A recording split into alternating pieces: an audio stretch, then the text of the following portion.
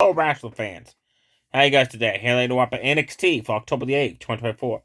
The show opened up with Trick Williams coming out, celebrating becoming a two-time NXT World Champion. He said, my first title defense is going to be at Halloween Havoc. So he said, anybody in the back that wants to come fight me, come on out. Wesley came out amongst the fans. He wants to be the one to challenge Trick for the title. He said, I'm done with the Rascals MSK that's behind me. I beat West last week in a street fight. I hope West is okay, because, man, still think about that move when he got tossed off the top rope and back of his head hit that table. He just bounced off of it. I hope he's okay.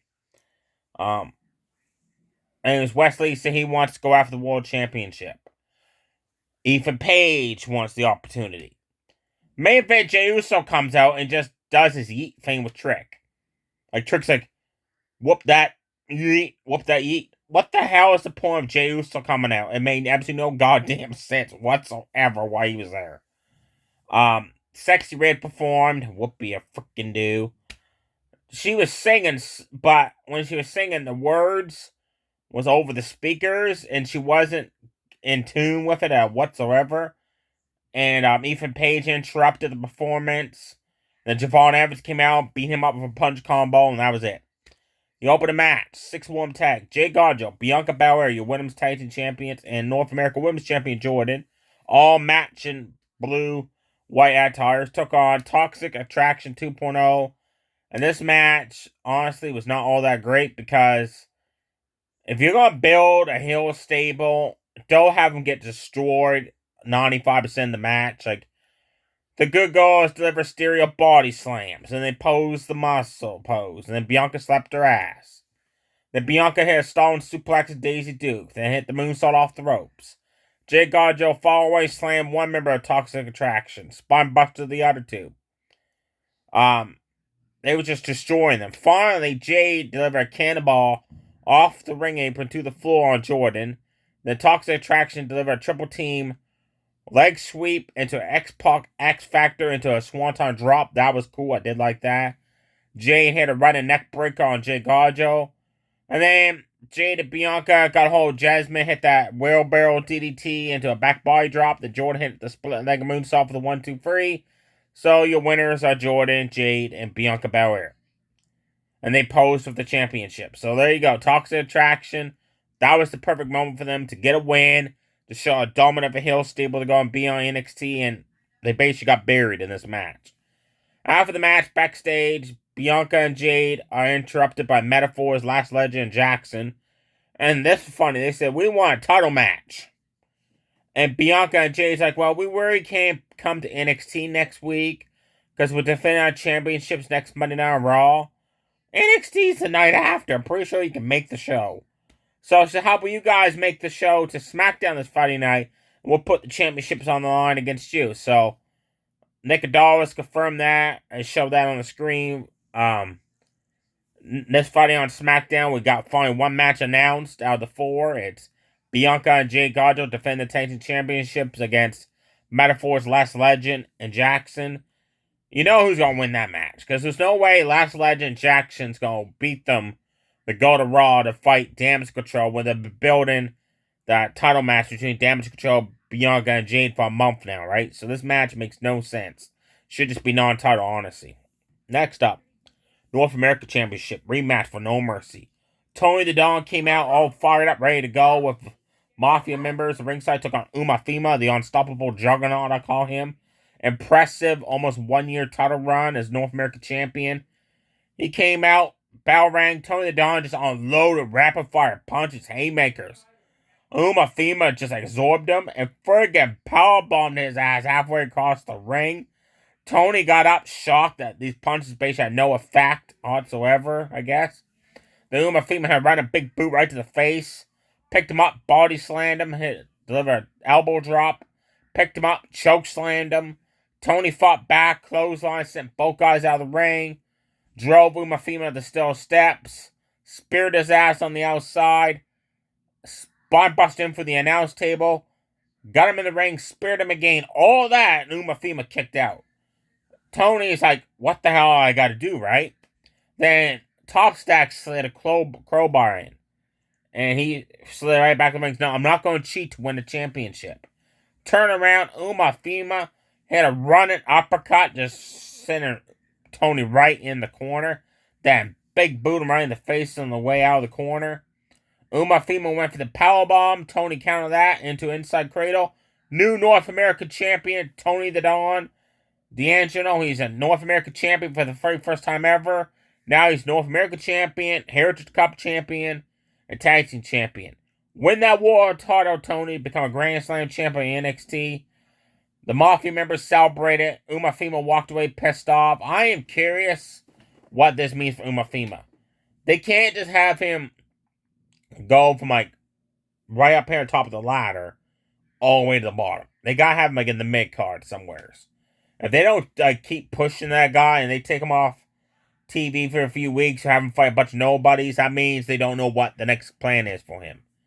Next up, for the Tag Team Championships, A-Town Down Under.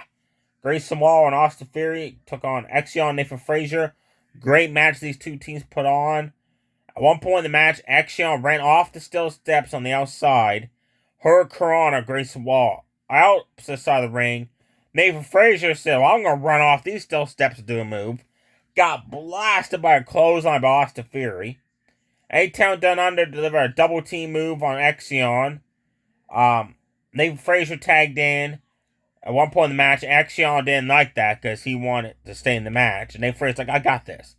Ran for a running, shooting, jump up, shooting star press on Austin Theory. Theory got the knees up. The Waller just blasted him with a huge haymaker. The isolated Nathan Frazier for a couple minutes, beat on him. He did a cart roll, barrel roll, got away, taking an Axiom who hit a slingshot drop kick on Grayson Waller. Got up. Austin Theory leveled him with a clothesline. The champions each one applied a submission on a member of A-Town Down Under in the match. Austin Theory had enough. Got out of the submission that Axiom had him on. And body slammed Axiom onto the back of Nathan Frazier to break up the submission Nathan Frazier had on Grayson Waller. Axiom hit a friggin' amazing. It was a monkey flip into a power driver on Grayson Waller. Then Nathan Frazier, Axiom hit a running double team drop kick, sending Austin Theory out of the ring. They hit their double team finisher, the Spanish Fly, into a Phoenix Splash off the top ropes onto Grayson Waller. Still your NXT Tag Team Champions, Axiom and Nathan Frazier. There was still that mixed cue that happened where Nathan Frazier refused to tag in Axiom, said, I got this, and then Theory got his knees up. And also, Austin Theory during the match went for A-Town Down and accidentally hit Grayson Waller. Still teased a dissension in that tag team. So that's good storytelling right there. Main event. First time ever on NXT, Randy Orton wrestled Javon Evans. And now, all last week, Randy Orton kept saying on Twitter, social media, that he's going to try to hit a super RKO when Javon Evans comes off the ropes. We knew the outcome of this match, and I was right. Everybody knew that was coming. But something happened. Anyway, Javon Evans quickly went for a Cody cutter off the ropes. Randy Orton moved out of the way like Samoa Joe would do. Javon Evans went for a second attempt at the Cody cutter. Orton caught him, scoop slammed him, DDT off the ropes, wicked clothesline. Javon Evans had a running side kick, stunned Randy Orton, jumped off the ropes, top rope diamond cutter on the way down.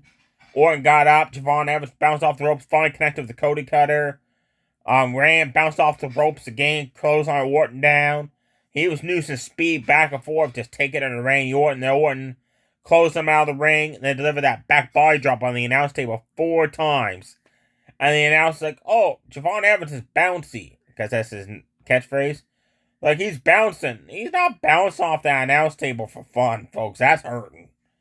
And I thought it funny that Umafima got spine busted through the announce table. Then they reset the table up, but the back body drops can't break the announce table. I thought that was kind of funny.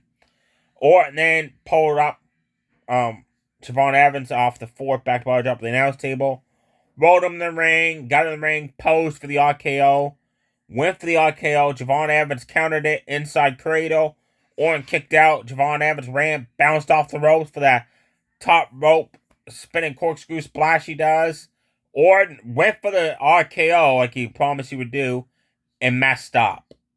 It looked bad. Javon Evans basically bounced on the mat. Orton was like, oh shit. He kind of cursed. Then he just IKO'd him for the hell of it. For the 1-2-3, your winner, Randy Orton, in his hometown.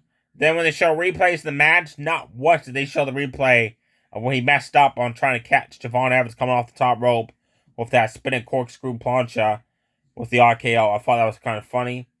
So segments happened. Roxanne Perez came out with Cora Jade. They decided to reform the partnership. Cora Jade, sexy as ever. Wow. Then they said, as long as they're a team, this NXT Women's Championship is staying with Roxanne. And she said, if Roxanne were to lose it, I'll keep it. Julia came out, the one Roxanne beat last week. She said, I'm not here no longer alone. My friend Stephanie Verger from Japan's been signed. She came out for her in-ring debut and chased after Roxanne and Cora Jade, who quickly took off through the fans. Lexis King was backstage and approached North Dakota Catch Crew and wanted to know if there was a match he could have against Masu next week that cheating is not allowed. And Charlie Dempsey, now sporting a mustache, by the way, doesn't look good on him. So how about you guys have a gentleman's duel where it's just a normal match, I guess, and cheating's not allowed. Like, they really didn't go into specifics of what this match means, but it's happening next week. Ridge Holland was backstage gloating about how he took out Indian Chase at No Mercy. He took out Duke Hudson. He took out Riley Osborne. He's the only member of Chase University left is Thea Hill, and she could either join me or be against me. And then Ridge Holland was walking away, and Riley Osborne attacked her from behind. They had a mini shuffle. Referees officials separated them, so they're going to have a match next week. Apparently, last week, after the tag match with Lola Vice, Jada Parker against Toxic Attraction 2.0, Lola Vice approached Jada Parker in the locker room. They got into a cat fight. Referees had to separate them. Then it showed Lola Vice asking The Rock's daughter for a match against Jada Parker next week. She said, unfortunately, Jada Parker can't have the match next week because I already booked you in a match with this superstar. Now, Kia Alliance is back. Woo-hoo-hoo, whoop-you-doo. And she's like, I'm going to whoop your ass. And Lola Vice, what you going to do? Sit on me and do a pose? I love that because that's what Nikki Alliance does. She looked right. She was pissed right off. Lola just stormed out of the GM's office. Nikki Alliance has been injured twice this year. She got back months ago and they got re-injured again her first match back. So maybe this time she won't get injured too quickly. The Rock's daughter announced that next week Wesley versus Ethan Page versus Javon Evans. The winner will face Trick Williams at Halloween Havoc for the NXT World Championship. And also next week, she announced that the wheel is going to be back where WCW used to do that for Halloween Havoc where they spun the wheel and a stipulation added. Last year they did that. It was like a trick-or-treat street fight, a TLC match, a casket match happened 1 year on Halloween Havoc NXT. So I like that when they spin the wheel and determines the match stipulation for the match. So she didn't announce what matches also happened at Halloween Havoc. But she said that the wheel next week will be spun for stipulations for the upcoming matches. So I'm kind of curious what's going to happen. You know what I'd love to see happen? I'd love to see the Rasher spin the wheel. Any other time it's the host of Halloween Havoc or the Rock's daughter spin. I like to see the Rasher spin it. Like, have Trick Williams spin the wheel. Then he gets to see what kind of matches he's having against the winner of the triple threat, right? So next week I got Lexis King versus Masu, a metaphor, and a gentleman's duel, whatever the hell that is. Lola Vice versus the return of the King Alliance. Stephanie Verger is making her in-ring debut against Sinclair. The triple threat between Wesley, Ethan Page, and Javon Evans. The winner faces Trick Williams on Halloween Havoc. And Ridge Holland versus Riley Osborne's happening. Tony the Don's going to have a celebration. And just checking here, make sure no other matches are happening.